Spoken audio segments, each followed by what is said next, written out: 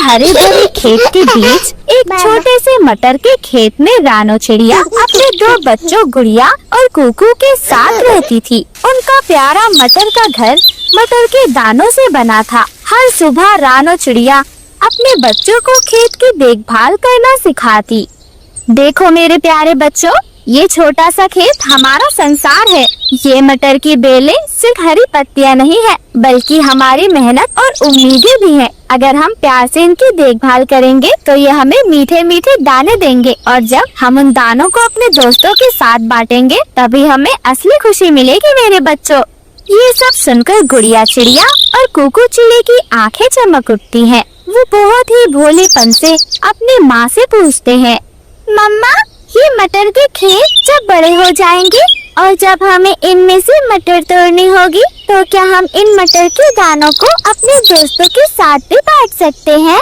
हाँ मेरे बच्चों, आखिर हम इतनी सारी मटर अकेले थोड़ी ना खा पाएंगे, इसलिए हम अपने दोस्तों के साथ भी बांट सकते हैं।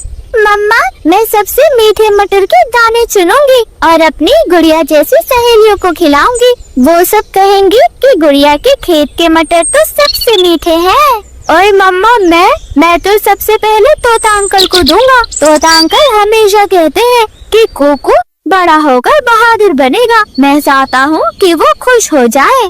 वाह मेरे बच्चों, यही तो मैंने तुम दोनों को सिखाया है। खुशियाँ सिर्फ अपने लिए नहीं बल्कि दूसरों के लिए भी होना चाहिए। ये सब सुनकर गुड़िया और कुकू खुशी से उछलने लगते हैं। माँ चिड़िया उन्हें देखकर बहुत खुश हो जाती है। रानो चिड़िया की यही जिंदगी थी। उसका संसार उसके मटर के खेत और उसके बच्चों में बसता। ऐसे ही एक सुबह रानो चिड़िया ने अपने बच्चों के साथ काम शुरू किया। मिट्टी को कुरेदा, बीज बोए और आसमान की ओर देखा। धरती माँ, आप अपने आंचल में इन बीजों को संभाल लेना और आसमान भैया अपनी ठंडी बूंदें भेज देना। हर छोटा दाना खुशियों की मिठास लेकर लौटेगा। ऐसे ही दिन बीतते गए, लेकिन बारिश ही नहीं हुई। खेत की मिट्टी सूखने लगी, मटर के पौधे मुरझाने लगे। रानो चिड़िया को चिंता होने लगी। मम्मा, मटर क्यों नहीं उग रहे? क्या हमारी मेहनत बेकार चली जाएगी मम्मा जी? मम्मा, क्या बादल हमसे नाराज हो गया है? क्या उन्होंने हमें भुला दिया है? अगर बारिश नहीं हुई तो हमारा मटर का घर तो टूट जाएगा मम्मा।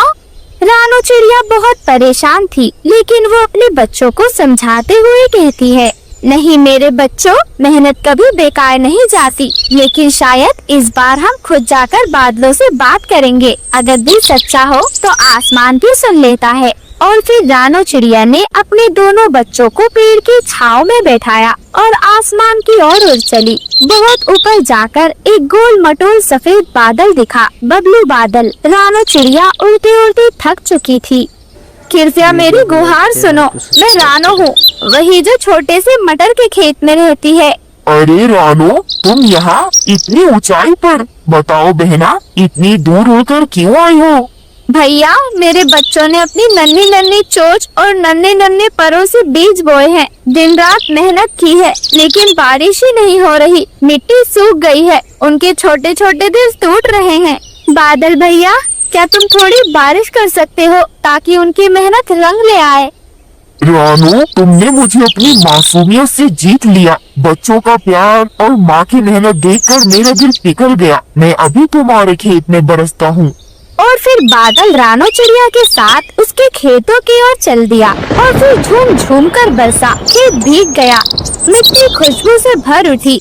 बच्चे खुशी से नाचने लगे। मम्मा, मम्मा देखो, बारिश आ गई। अब तो मटर उगेंगे, बहुत मजा आएगा, खेत हरे भरे हो जाएंगे। बबलू अंकल तो सबसे अच्छे हैं। बबलू बादल अंकल, हम आपका एहसान कभी नहीं भूलेंगे। और ऐसे ही रानो चिड़िया का खेत बिल्कुल हरा भरा हो गया। मटर की फलियां लटक गईं।